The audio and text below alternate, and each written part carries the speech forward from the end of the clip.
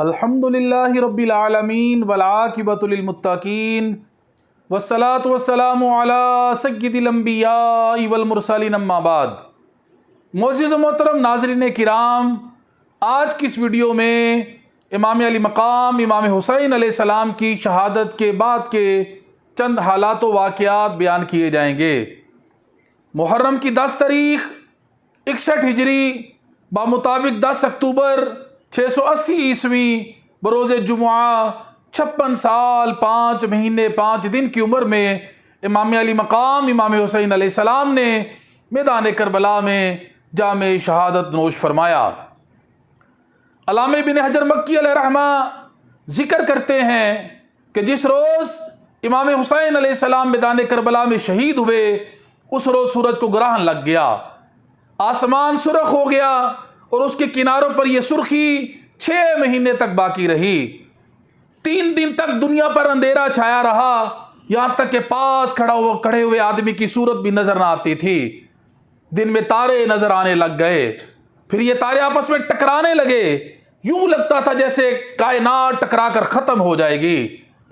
آسمان سے خون برسنا شروع ہو گیا، اس کے اثر سے دیواریں اور عمارتیں رنگین ہو گئیں، جو کپڑا بھی اس سے رنگین ہوا اس کپڑے کی سرخی اس کے پرزے ہونے تک نہ گئی۔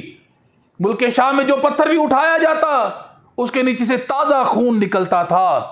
یہ عالم دیکھ کر، یہ ماحول دیکھ کر لوگوں نے یہ گمان کیا کہ شاید قیامت قائم ہو گئی ہے۔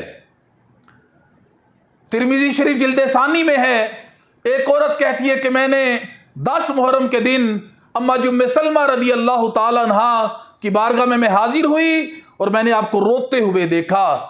میں نے رونے کا سبب پوچھا تو اما جی ام سلمہ رضی اللہ تعالی عنہ نے فرمایا کہ میں نے ابھی بھی خواب میں آقا کریم، نبیوں کے سلطان، نبیوں کے امام، رب کے پیارے حبیب صلی اللہ علیہ وسلم کی زیارت کی ہے، اس حال میں کہ کریم آقا صلی اللہ علیہ وسلم کے بال مبارک اور ریش مبارک پر گرد و غبار ہے۔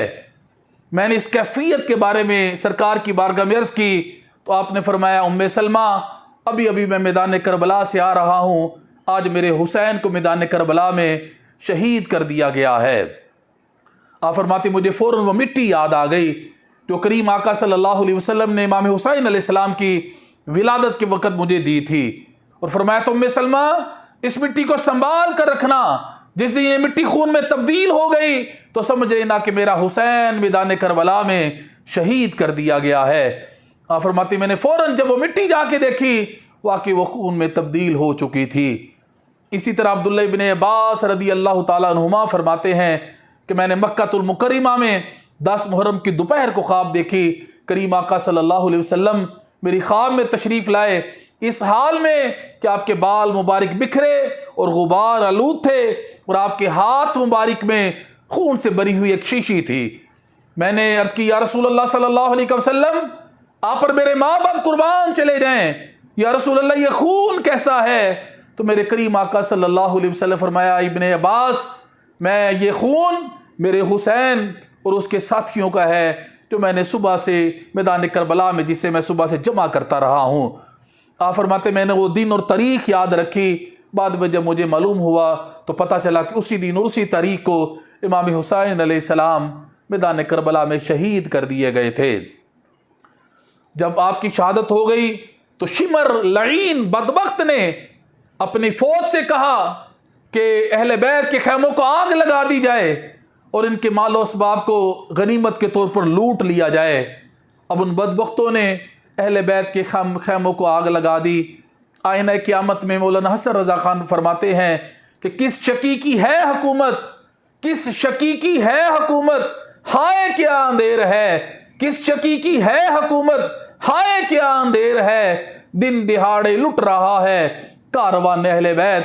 اب جب خیموں کو آگ لگ گئی تو اہل بیت اطہار کی مقدس پاک بیبیاں باپردہ خیموں سے باہر تشریف لا رہی ہیں، اور بدبخت شمر نے جب دیکھا کہ امام زین العابدین بیماری کی وجہ سے آپ اندر یہ بھی تشریف فرما ہیں تو شمر بدبخت اندر گیا اور تلوار نکال کے جناب زین العابدین کو شہید کرنے کو اس نے ارادہ کیا، لیکن ابن سعد نے کہا اے شمر بدبخت چھوڑ دے، یہ بیمار بھی ہے، بے وطن بھی ہے، علیل بھی ہے، اس کو چھوڑ دے، رہنے دے، اس کو کچھ نہ کہہ، اس کو شہید نہ کر۔ تو ابن سعد کے کہنے پر وہ بدبخت امام زین العابدین کو شہید کرنے سے باز رہا۔